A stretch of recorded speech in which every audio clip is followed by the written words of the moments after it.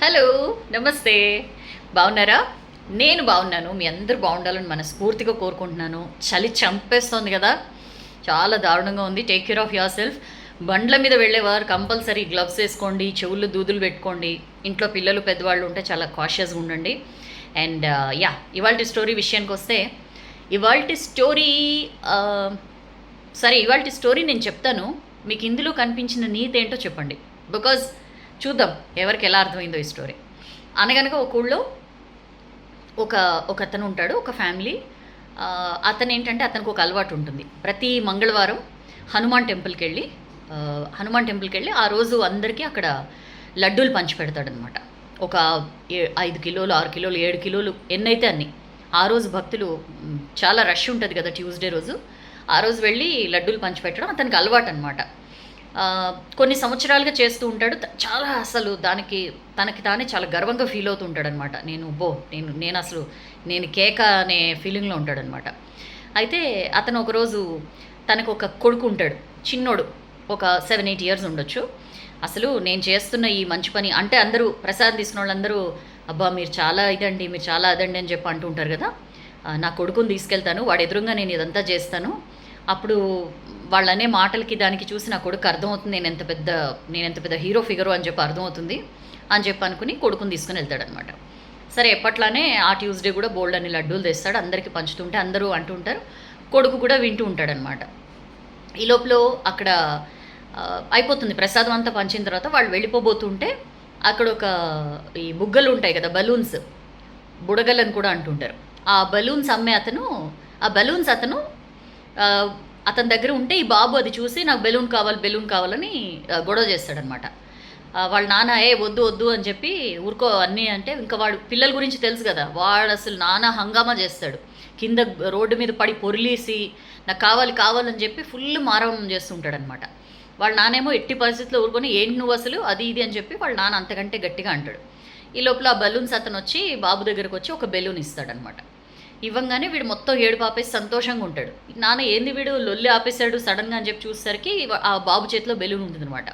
ఇతనికి ఇంకా కోపం పీక్స్కి వెళ్ళిపోతుంది.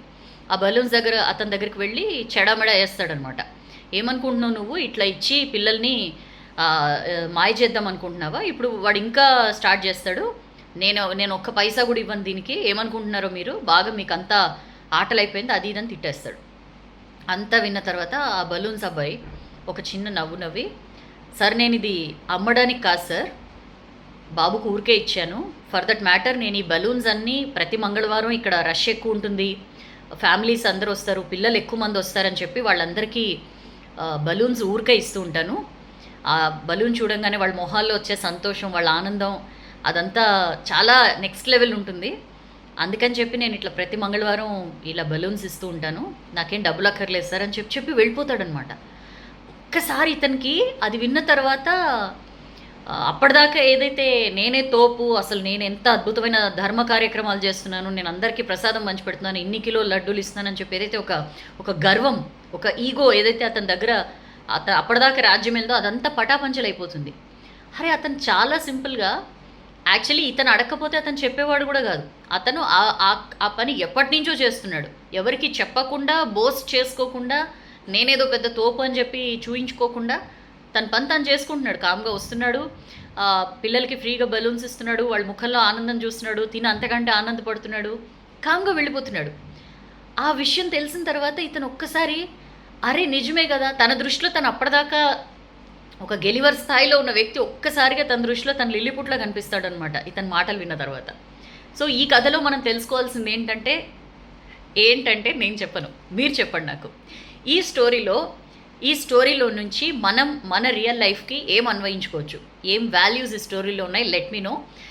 కరెక్ట్గా ఎవరు చెప్పారో, ఒక అన్ని పేర్లు కాకపోయినా యాప్ట్గా అనిపించినవి, అంటే అందరూ చెప్తారు, ఎవరి ఒపీనియన్ వాళ్ళది ఉంటుంది, ఎవరి పర్సెప్షన్ వాళ్ళది ఉంటుంది. సో చూద్దాం, ఒక మంచిగా అనిపించిన ఒక 5-6 పర్సెప్షన్స్ నేను మీకు నెక్స్ట్ వీక్ చెప్పడానికి ట్రై చేస్తాను. I will be waiting for your comments. Definitely పంపించండి ఈ స్టోరీలో మీకు ఏమర్థమైందో. అండ్ ఎస్, ఒక చిన్న ఇంపార్టెంట్ విషయం అండి, చిన్న విషయం కాదు ఇది.